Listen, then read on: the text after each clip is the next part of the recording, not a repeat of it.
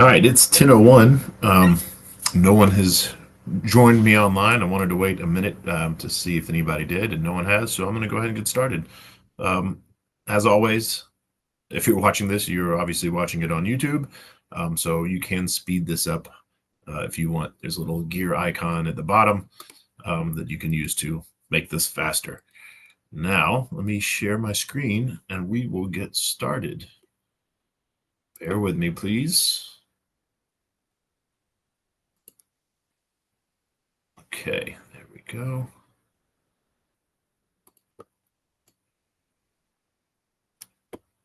All right, now we're cooking here. Okay, I'm gonna try to make this quick, especially since I'm talking to myself basically.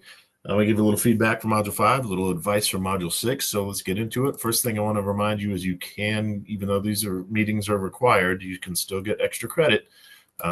So what you're gonna do is email me. I'm gonna give you a bunch of attendance words or phrases, a list of them throughout this video, and you're going to email those to me to get your extra credit. And the last phrase for attendance, if you will, is going to be me asking you or requesting that you ask me a question about the material presented. So as you're watching this video, keep that in mind. You need to come up with a question. That being said, the first word for attendance is going to be question. So that is the first word for attendance. I also want to mention when you email me to claim your extra credit, please remind me which course you're taking. And this is 10802 for you guys, and which meeting you're writing about, right? So for example, this week this video is about, this is the Module 5 meeting. Which reminds me, sorry, I misspoke earlier. This meeting, I'm going to give you feedback on Module 4 and advice for Module 6. I'd messed that up previously. Anyway, so that's the extra credit. Another way you can get extra credit, you can do either or both of these, or none if you don't want the points for some reason. You can also summarize what I say in the Module 5 discussion. So go in there, type extra credit, and summarize. And of course, a summary, you want it to be kind of short and sweet, and easy to understand. So the points will be based on how good your summary was. If there's any inaccuracies, obviously that's going to not be good. But anyway, yeah, that's another way for you to get extra credit. Moving forward, let me talk about office hours. I'm traveling. I'm going back home for Easter. So Friday and Monday, I will be on the road. Therefore, my office hours are going to be 100% online. For most of you, this won't affect you because usually you meet me online for office hours anyway. But I just don't want you coming looking for me this Friday or Monday in my office, because I will not physically be here. I will be online, but I will not physically be in my office. I want to also remind you again, the official policy for late work and corrections is that I do not accept it. That's the official policy. Unofficially, I'll remind you, go for it, right? If you missed something, if you missed a deadline or you made a mistake, please fix it. The only catch is I can't guarantee you that I'll have time to grade it. I guarantee I'll try, but my priority is new work. And again, on that note, the sooner you turn things in, the better. Because I can almost guarantee you at the end of the semester, when 10 students each turn in 5 late assignments, I'm not going to have, there's no way I'll be able to have time to grade that. So, don't put it off. If you missed something, go ahead and turn it in. If you made mistakes, go ahead and fix it. If you need my help, if you don't know the mistake you made and need my help, please let me know, which is a good time to remind you. I will meet you online and give you feedback for any assignment you have done. And in exchange for you allowing me to do that, I will also give you a 5% boost to that grade. Anyway, the next word for attendance is going to be forget. That is the next word for attendance. But anyway, speaking of which, on this bullet point, this semester is the first time I've offered extra credit for turning things in early.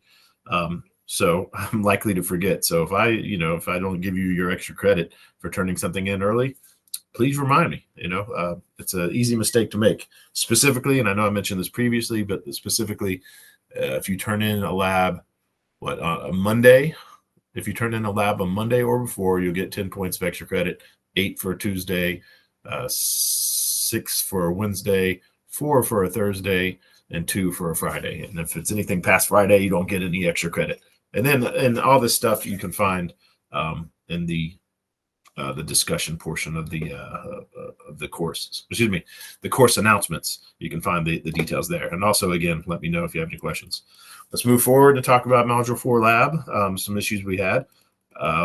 There's only supposed to be one location per biome. There was actually a mistake about that. Let me go ahead and just show you the mistake just in case anybody is curious. Yeah, there's supposed to be only one location per biome. So when I made this lab, when I was looking for polar ice, I went over here and where is it at? I tried to drop a pin in it. I think it was right there. Yeah. Anyway, you can see here, right?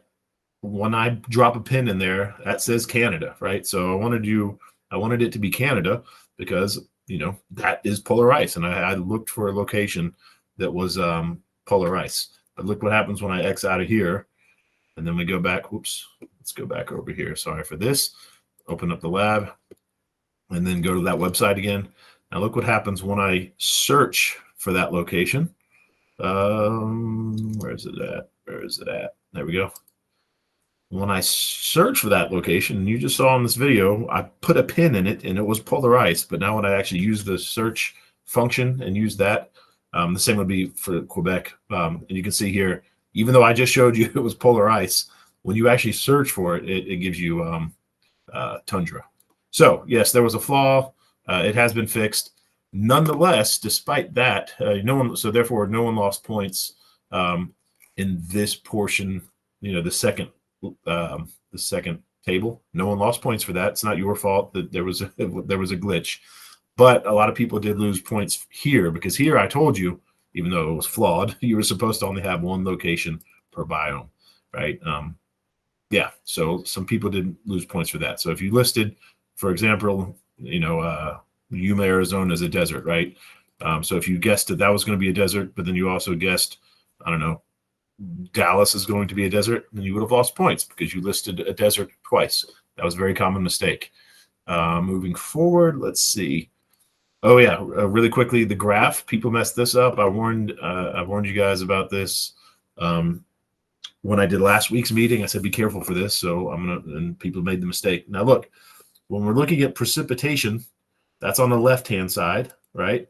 And it's the bars, right? So right here is the precipitation. Now, if you're looking at temperature, that's the right-hand side, and those are dots. So what was happening is some people gave me precipitations that were precipitation numbers that were right here, in the hundreds, and that's not accurate. So not a lot of people, but some people lost points for this. So yes, precipitation is the bars, and it's on the left-hand side, and temperature is the dots, and it's on the right-hand side. And again, that was a common mistake. So people did lose points for that. A lot of people just couldn't interpret the data. And that's, I've said this before, in my opinion, this is one of the more important things in this course, or even just in getting a college education in general. You need to be able to critically think. You should be able to, someone should give you some data and you should be able to look at it and interpret it. So for example, someone in these questions, they looked up these locations, they put the average, they put the biome, the temperature, the precipitation, all that, right? And then you went on and answered questions. For example, which place had the highest temperature, right? And someone said, and I'm just using this one person as an example, just don't feel bad. Someone maybe said right here that the answer was Dallas. And I knew that wasn't right, but hey, sometimes this graph is open to interpretation. So I didn't go off of this. I didn't go off the website. I looked at their table and what they had written in their table. According to their own data, Yuma, Arizona had the highest temperature, right? So again, that's a very important thing to be able to look at data and determine if a hypothesis is correct or not. You need to be able to interpret data. That's an everyday thing for life. If you're voting, maybe one day you will even run for office, right? If you need to be able to interpret data. Anyway, another thing, somebody lost points for this. I just want to point this out. When they were answering those questions too, they said my theory was correct. My theory was incorrect. And this is another important thing. Remember, a theory is not a hypothesis, right? A theory is a very broad, well-substantiated idea, right? A hypothesis is a very specific thing that you can test. Like theory is not people don't use that term correctly in non-science, right? Oh, I have a theory. My kid didn't sleep well last night. My theory is because they saw something scary on YouTube, right? That's not a theory. That's a hypothesis. People misuse that all the time. And it's important not to, especially in science, because a theory is pretty much something that's been established. And anyway, let me know if you have any questions about that. Theory then is also the next word for attendance. Theory. Some people failed to do the graph. At least one person. Oh, that's a good point. This is a good reminder for me to let you know I'm still grading things from module 4. So keep that in mind too. I still have grading to do. But yeah, so far at least one person didn't do the graph. As I've said before in previous meetings in this lab or in the whole semester, when you have bar graphs, your bars are on the x-axis, which means your bars should always go up and down, not left to right. So you will lose a point if you make that mistake. As always, I'll remind you, if you made any mistakes, you can resubmit the lab with corrections, like I mentioned previously in this meeting. But the official policy is I don't take corrections, but unofficially I'm encouraging you to do so. And I promise I will try my best to get around to grading it, but it is at the bottom of my priority list. All right, so that's it for Module 4 Lab. I would ask you if you have any questions, but I'm the only one here. So let's talk about Module 4 discussions. As always, this is just the biggest mistake people are making. You have to use sources. You have to use them properly. It's in every prompt. There's a link to it. When it says sources, click on it. It'll bring you to this document so you can read all about how to use a source properly. Again, the biggest mistake so far is people just not doing it on all their posts. Another thing, and this is kind of new, I've had to update it because just say I've updated it. So when you read and it says you need to use sources, it always says you need at least one non-textbook source. But I've expanded that, not only non-textbook source, but nothing from, you need one more source other than the material presented in this course, right? So I don't want you to use my PowerPoints. I mean, you can use them, but if you do use my PowerPoints as one of your sources, you need at least one additional source, one source that came from something that's not in this course. So textbook, PowerPoint, whatever it may be. A lot of people fail to define biodiversity, right? So if you were to look, I don't want to waste your time pulling it up, but if you were to look at it, if you read the prompt, it says right there in that bullet point, you're going to lose 3 points for not defining biodiversity. You're going to lose 3 points for not explaining why biodiversity is important.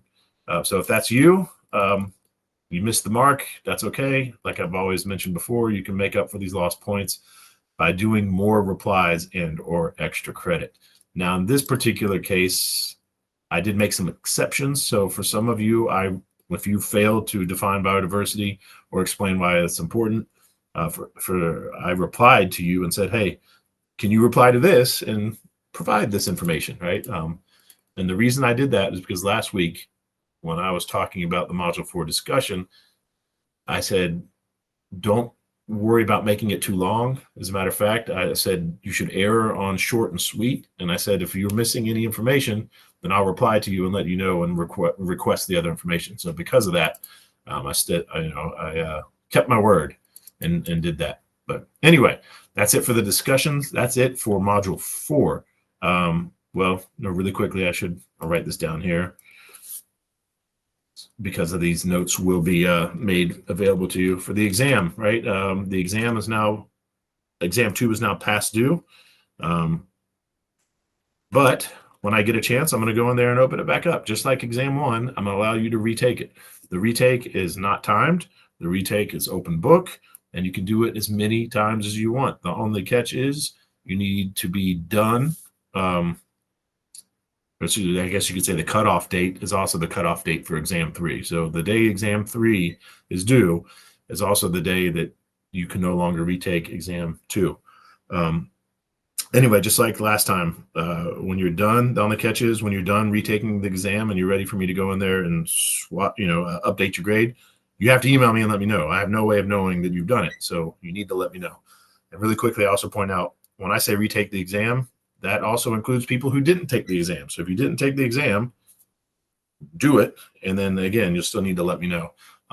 It'll be an average of your first grade and your highest grade. So if you didn't take the exam, sadly, even if you get a 100%, 100 average with a 0 will be a 50, but a 50 is much better than a 0. Exam 1 retake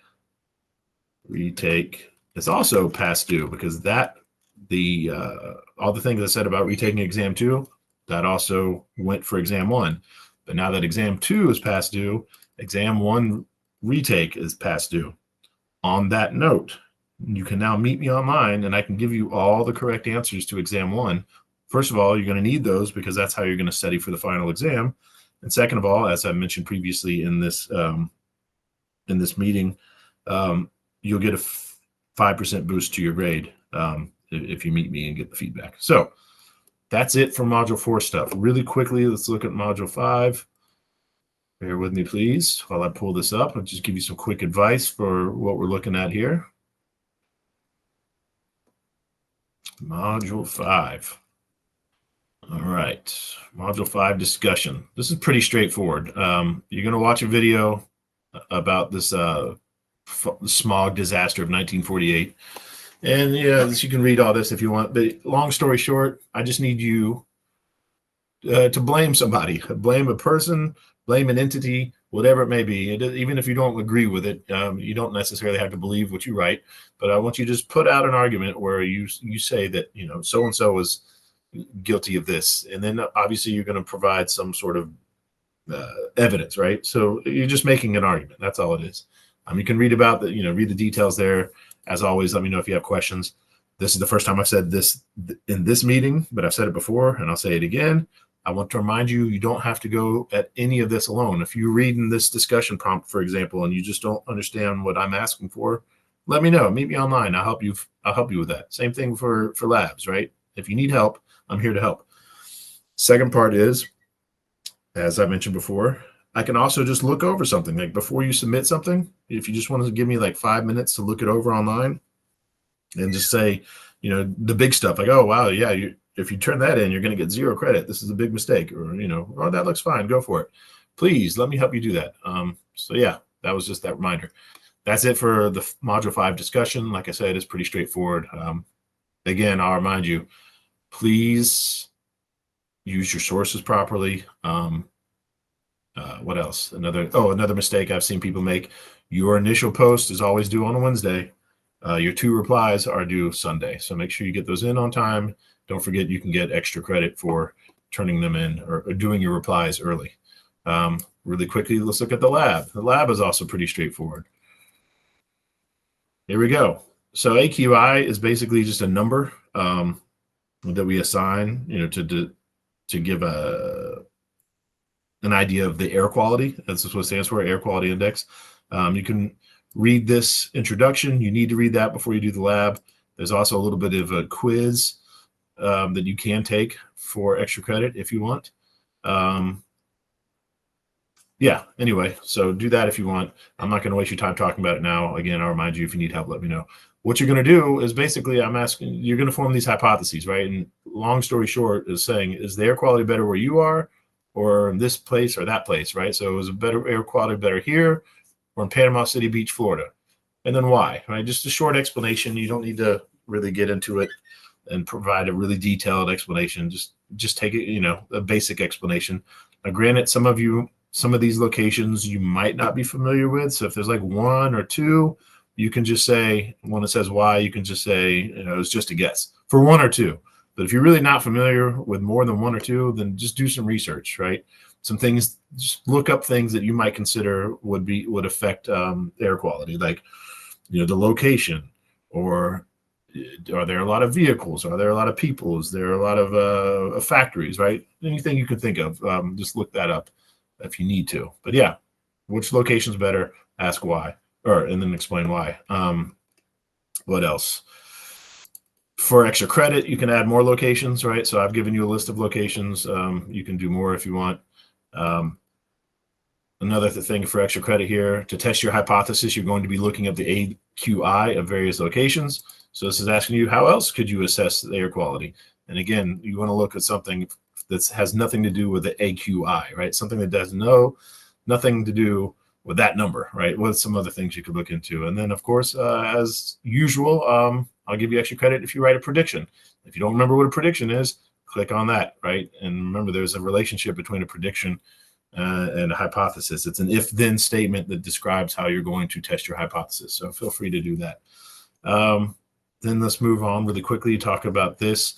People make this mistake often. When you do the table, I need you to put the date range, right? Because if you don't do that, then I can't go to the website and check your data. I need to know the dates from which your data came. Speaking of which, when you do this, you're going to need the AQI for 2 different days, right? Whichever days you choose, you're going to have 2 different days, and then you're going to average it, right? It's pretty simple. Sometimes there might not be data for a particular day. So if there's not data for one day, but there is for the other, then that's okay. You can just say data not available for that one day, right? So then your average will actually just be the actual number from the one day that you did have data. Now, if there's 2 days that don't have data, then you need to choose another 2 days, right? Change your date range. Or if you want to, whatever it is that you're looking up your AQI, you're trying to find that number. If it says data is not available, then look up, use another website if you need to. Yeah, and that's it. Pretty straightforward. Then, of course, afterwards, as usual, after you've collected your data, you're going to reflect back on your data to see if your hypothesis was correct or not. I do want to point this out, as it says right here. These are multi-part questions. Was your hypothesis correct or incorrect, right? So you need to tell me that. And that's, by the way, that's not a yes or no answer. Some people make that mistake. So when you answer it, you say, my hypothesis was incorrect. The average air quality was better in Panama City, or whatever the situation is, right? So 2-part questions there. Make sure you do both parts. And again, this first part is not a yes or no answer. It's correct or incorrect. Really quickly, I want to point this out as well. These last 2 hypothesis questions or analysis questions, these are 3 parts. So the first 2 are like we just discussed, was your hypothesis correct or incorrect, which had the best air quality. And in this case, I'm also asking, what was it? So instead of just saying, this place had the best, go ahead and tell me what it is. Yes, I can look right here and see for it myself. But again, the idea here is for you to be able to reflect back on your data.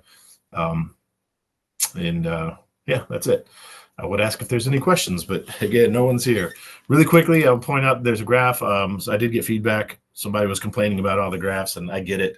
But keep in mind, this is a science course, right? And science is all about collecting data to test hypotheses, right? So graphs are a big part of science. Also, graphs are a big part of your everyday life, right? Like I've said earlier in this meeting, to be a college-educated citizen, hopefully you're critically thinking and you're taking in data. And when you're making decisions, you're making informed decisions. Again, that's going to require data. Like, should I give my kid this vaccine or not? Let me do some research. Let me look at these graphs, right? Should I vote for this person or that person? Let me look at some numbers. Let me look at some graphs, right? It's very important. But anyway, so make sure, again, like I mentioned previously, the graphs, you're always going to have the in this case, the AQI will be on the x-axis, which another way of saying this is your bars are going to go up and down, not side to side, as is the case with all the graphs in this course. And that's it. And of course, there's this extra credit stuff. If you have any questions or any other ideas for extra credit, please let me know. I love giving extra credit, as you guys might notice. I think that's all I have. I'm going to quickly look at my notes, make sure I didn't forget anything. No, I think that's it. We talked about, yeah. So again, I'll leave you with this. Remind you that I'm here to help. You don't have to go at any of this alone.